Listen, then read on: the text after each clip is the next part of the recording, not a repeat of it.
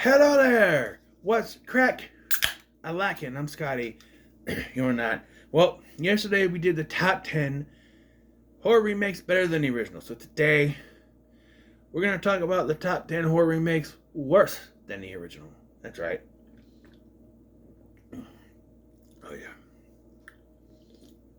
That's good. These aren't. This is. Much like in the last video, my caveats, I've had to have seen the original and seen the original or know everything about the original. In this case, I've seen the originals. All of these. And if you know me, you're probably going to know all these, how I feel about these. You're going to know which ones are in this list, but I don't know if you know which order. So, and I do have two dishonorable mentions in this one. We have Poltergeist. On the surface, I don't really hate this one. It's not as good as the original. It's not exactly shot for shot, but it does a lot of the things that the original does, and not as well. Then we have the Hitcher, which again, much like Poltergeist, is not bad. The only thing that really irks me is they decide to flip it in the finale, where in this version it is the male character that you're supposed to be following who gets ripped apart on the truck, and then we're following the female for the rest of the film, which nowadays that happens, people would say woke. But again, if they made this nowadays, the guy would get killed off within 5 minutes of the movie and we follow him for the whole movie. That's how they do it. So at least you get Jim Halsey for most of it, but the original is still better. Now, let's dig through the shit, okay? The caca. Ah, yes. The shit.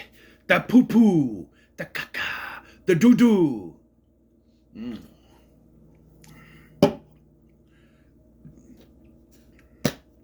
Number 10. So remember, with a worst list, I don't know if I need to remind you this. We're going from the better ones to the worst ones. This is the best of the crap. The first three are going to have something in common. We'll get there. Number 10 is Psycho. I had to figure out which of these three are least offensive. And this one probably is. Because at the end of the day, it's shot for shot. And literally shot for shot. But it's a shot-for-shot remake of a very good classic film by Alfred Hitchcock. And it took some liberties like the masturbation scene or Anne Heche's butthole. But it's very much just shot-for-shot. I do like a few things in this a little bit better. I like William H. Macy as Arbogast in this. And I do think that Julianne Moore is good in this. Like, in the original, Vera comes off a little one note. I need to find my sister. This is a very 90s interpretation of that character, but she's a little more done better. Much like with, what's her face in the Night of the Living Dead remake. But it's still just a shot-for-shot remake with some actors that just don't do as well as the others. Like, no one's going to replace Anthony Perkins. I said before that I liked Vince Vaughn, but the more I watch this, which isn't much, I watched this 2 or 3 times. That's it. I don't know. Of all of these, I could put this on and not be offended. It's just fine. Number 9 is The Omen. Much like with Psycho, I could put this on and not be offended. And I did. But, and it's also shot for shot with a few things changed here and there. But it's pretty much shot for shot. But that's why it's crap, because you could have done something inventive with the Omen story, and you just chose to do the same thing. Look what they did with the first Omen. They did an idea. They took that whole Damien thing, and they flipped it on its head and said, oh, actually, he has a secret sister. Oh, actually, it wasn't a jackal that he was born from. The jackal is the father, or something. They make it a little bit, go a little bit, do a little bit more original stuff with it, but yeah, they just recycle this, and it's not anything new. Number 8 is Cabin Fever. Now, to my point from the last one, do something a little more original. Everything they try to do original, like making the dog, it's shot for shot, just like the other two. And everything they try to do original, they kind of try to make it worse, cutting the nipple falling off, and the dog being more monster-like. I don't know. And I'm sorry, but taking the colorful cast of characters from the first one and replacing them with dull mannequins, basically, doesn't do anything to help the story. You have Eli Roth producing this. Travis Z directed this. And it's just the same script with a few things that Eli Roth couldn't do back then that they can do now. And it's just nonsense. It doesn't even work as well as the original. And the original is not even a great movie. It's just decent. So now we're getting to the ones that infuriate people a lot. And this is still only number 7. It's The Fog. Now, again, I grew up in the 2000s. The first time I watched this, I didn't think it was that bad. In fact, I can share a memory. I share a memory of watching this with my ex, the mother of my child. And also, it's something you could put it on and have a fun time with. I've seen this one more so than any of the other remakes on this list. The bad ones. Or even maybe the good ones. Because it's just something, I like Tom Welling. Throw it on, you can throw it on. It's inoffensive. But if you are a big fan of the original, which I am after watching it a couple times, you could see what they do wrong. The biggest thing that they do wrong here, they decided, hey, like I said before, try to do something original. So they try that. But when you try to do something original and it is so fucking stupid. Oh, she was Elizabeth. She was the pirate's wife the entire time and now she's a ghost despite the fact that she's not dead? Huh? I don't know. And after watching the original, I went, this is better. But I do like one thing better in this than the original. I like the fact that the character was named Tom. Is that the character's name? The main Tom Welling's character and Maggie Grace's characters know each other at the start of this movie and have that connection. Where in John Carpenter's movie, it's a woman that Tom Atkins picks up on the side of the road and has sex with because it's Tom fucking Atkins. Only he doesn't have the mustache, he still has the power. Tom Atkins. Did I say Matthews? Tom Atkins. Other than that change, which I do like that they know each other, which also confuses the whole situation with the ghost wife. Like they grew up together. How the hell? I don't know, it doesn't make any sense. It's frustrating. Number 6. Nightmare on Elm Street. Yes, people are going, really? It's only number 6? Yeah, because I like Jackie Earl Haley in the role of Freddy. He's no Robert Englund, but he's still good. And some of the lines, why are you screaming? I haven't even cut you yet. They say that the body can live on for some minutes after dying, consciousness, whatever. Looks like we got some minutes left. You know, he's really good. And I like the idea of micronaps. It works, but I don't know. I watched a What Culture countdown where they said the top 10 scenes done better in the remakes, and they put the mom's death on that list. Fuck you, it's not better than the original. I will take a stupid blow-up doll going through a broken window than I ever will CGI bullshit in a mirror. I'm sorry. You cannot say that's better. There is no way. And then you have the acting. As soon as Kitty Cassidy dies, it all goes to shit. Because Rooney Mara couldn't give two shits about being in this movie. She even said so. It's like Dakota Johnson in Madam Web. She made the movie, then she shat all over it. Which, you know, that one didn't do very well either. And I said this is not terrible, but they could have done better. It just could have been better. I don't know. Whoa! Here's where Scotty gets in trouble. Number 5. Rob Zombie's Halloween. Look, y'all know I don't care for these movies. I'll admit that this is decent. When it comes to his movies, I've gone through all of his movies. Good God, that was a torturous September 2 years ago. But I'll admit, the second half of this movie is a decent recreation of the original. However, The first half of this movie is one of the most miserable things I've ever had to sit through multiple times, which I should never have to do. Well, come on, you know it's gonna be queer. Oh, yeah, cry shit, cry shit, cry shit. We gotta go over those fluffy activities. Come on. Come on. Just, no. Not everything has to be a redneck movie, Rob Zombie, okay? You proved that with The Munsters, which was decent. Not good, but decent. But yeah, I've never been... If I turn it on TV and it's in the second half, I'll sit and watch it. At the beginning, fuck this, I'm changing the channel.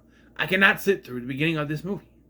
Once it reaches the halfway part of when we're remaking the original, actually remaking the original instead of giving a backstory to the fucking character, it works. It does. But no, it's not one I'm going to go back and watch, and fuck the sequel. Why did they have this man make a sequel? They wanted to make a sequel.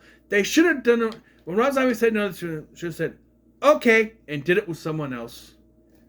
But they said, you can do whatever you want. Worst words ever said to a director ever. Didn't work for Rob Zombie. Didn't work for Tim Burton. No. Number 4. Jeepers Creepers Reborn. I struggled with whether this is a remake or a sequel, because the whole thing with the original movie is like an urban legend. But still, I don't even think this is the worst Jeepers Creepers movie, because to me, it's a dumb, cheap-ass remake, where the third one was offensive because of what we were promised, and they gave us this stupid shit of a in-betweenquel, and then we didn't get the one we were promised. Up to when they made the announcement, they were still calling it that movie they promised, and then it came out, and they were like, this is not it. It's an in-betweenquel that doesn't really do anything, because all the lore you try to put in there, you don't show us. This one, while having a lot of green screens and a story that doesn't really fit Jeepers Creepers, it's bad. It is. It's worse than all the other ones. I watched Rob Zombie's Halloween before I watched this.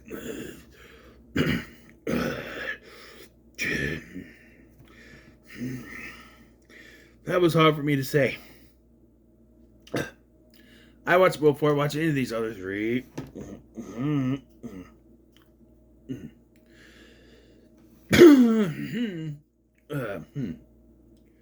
But yeah, it's just stupid. Excuse me, I threw up my mouth, but I need to wash it out.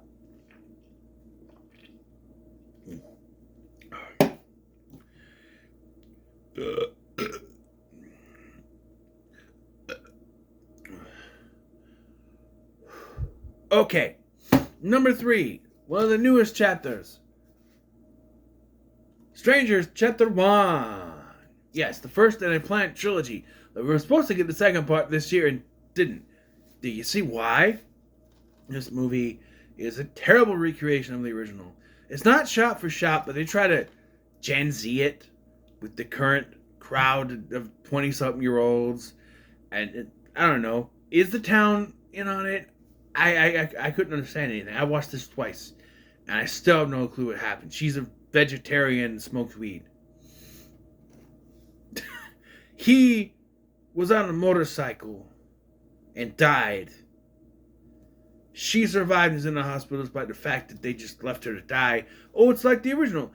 Yeah, but the original had that effect of those kids finding her and her screaming. Here, she almost died and it cuts to her in the hospital. That's it. Disappointing is the least word I can use. But it's just horrible. It was my least favorite film of last year. It's so terrible. Number 2. You knew it had to be on here somewhere. You were thinking it's number 1, but it's not. It's number 2. Black Christmas 2019. For all the ridiculousness of the 2006 Black Christmas, with the incest and the eating of the skin cookies and the yellow killer, all of the craziness of that one, this takes the cake as one of the worst remakes ever made. It has nothing to do with the Black Christmas name other than they're at a sorority. It's like someone made a movie about them being in a sorority and said, we don't have the rights to House on Sorority Row, so let's make it Black Christmas. It has nothing to do with any of that other than the first kill being the suffocation. As PG-13, that's stupid. I put moments in here that I thought people would cheer, and they probably had a lot of groans. Oh, fuck you. The whole thing, because a lot of people got pissed. It's PG-13. The characters are insufferable. It's PG-13. They had the black goop coming out of their eyes. PG-13. I know I keep saying that, but I have to keep saying it, because why do you make a slasher that's PG-13? What? There's no point. One of the worst horror movies ever made, one of the first remakes ever made. But there's one worse than that? Oh, yes. Oh, yes. And in the same vein as that, by the way, was a remake released in 2022. Slumber Party Massacre. Released direct to DVD. That has the balls to try to remake an 80s sleaze slasher classic like that and turn it into a fucking feminist film. Yeah, because that's what you think of when you think of Slumber Party Massacre, like you think of Black Christmas. Black Christmas had some feminist stuff in it, but Slumber Party Massacre, while being directed by a woman, it was produced by the late Roger Corman, which means it had sleaze written all over it. You had the boobs, you had the blood, you had everything from a Corman film, while also trying to have some sort of feminist thing. This beats you over the head with the thing. Not only does it take the "we're gonna fight back" angle, they even go an extra route that when they defeat this fucker, they go, oh, that old lady that they knew from in town, it's his mom, and she's gonna start killing people too. I bet even she is not allowed to defeat these women, because we're women, we're proud. Meh. And the one thing that puts this over the top, is that, okay, I know women can throw this back and say, well, women have been naked in movies forever. Sure. The problem with that is, we've come to expect that in horror movies. Naked women, you get the butt cheeks, you get the boobs, you get all that stuff. I was almost offended. I think I was offended when they just lingered on a naked man taking a shower.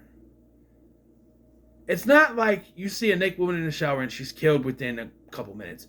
We linger on this man taking a shower for 3 to 4 minutes or so. Maybe not that long, but we linger on this man taking a shower, whereas you'll see a woman in the shower, you get a shot of the butt, you get a shot of the boobs, and the killer strikes. We linger on this guy soaping himself for a very, very unnatural time. Almost 3 minutes before the killer comes in to do the job. And I get it. You could throw that back. Well, women have been doing that. Sure. But like I said, in a lot of cases, it's quick and done. You get a shot of the boobs, shot of the butt, maybe a little fur patch down there. You linger on this dude. I don't think we see a penis, but you linger on this dude. It's almost awkward. And no, it's not like I'm normal. No, I am comfortable with my sexuality. Okay? I watch certain movies on the internet. I'm comfortable. I don't mind seeing that. Okay? A man and a woman, by the way. Or two women. Anyway, because you have to be comfortable to watch those types of things. If you're not, what the hell are you watching porn for? I mean, special videos on the internet. Shut up, Chibi Thulu. I didn't say nothing. Ooh, a soda.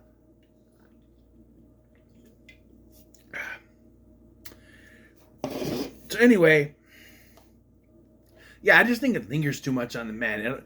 It's almost uncomfortable amount.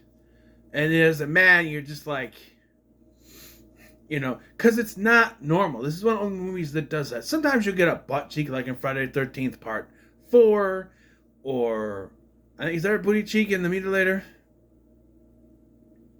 Is that the, no, I'm thinking of the Thanksgiving one. It's not cranberry sauce, Artie. We're doing it on the diving board. Blood Rage. You see a booty cheek there. And then in Society, you got a whole booty cheek that she grabs. So it's not, stuff like that is fine. But when you linger, it's almost like you're pushing the narrative of, oh, hey, look, you can do that to women, we can do that to men. But even the women stuff is not that, drawn out. It just feels awkward to me. And yet, this just feels like an FU to men. Really like this one. But this is far worse, I think, in what they do. And they have the gall to kill off the villain, then to put extra time. How long is this? This is 2021, by the way, not 2022. This might have released, though, in early 2022. Why did I have to put all the lettering in red? 87 minutes, and this one is... Why? 1 hour and 32 minutes. So this is longer, but this still feels longer because they do the twist with the mom. But no, fuck that movie. I'm never gonna watch it again. Unless I get a hankering to kind of, I don't know, throw it on. I don't know why, but I'll just throw on the original. Or find a way to get the sequel. I didn't even watch the third one, which is a fucking stupid movie, over that one. That's so much. I didn't care for the third one either. It has that same thing with Friday the 13th where, hey, look, this guy's the killer, and we don't even spend any time hinting at anything. He just pops up. Then again, the other two don't have a mystery to who it is either. But anyway, there it is. You have my top 10 horror remakes worse than the originals. Yes. Eventually, I'm going to do sequels better than the original, and maybe a sequel is worse than the original. I don't know. That worse is going to be like a niche list, I think. It's going to be very catered to the lowest common denominator, because there's a lot of sequels that could be worse. You're looking at a more wider range of worse sequels than better sequels. But we'll get there. Thank you for watching. I've been Sky, and I'll see you in the next one.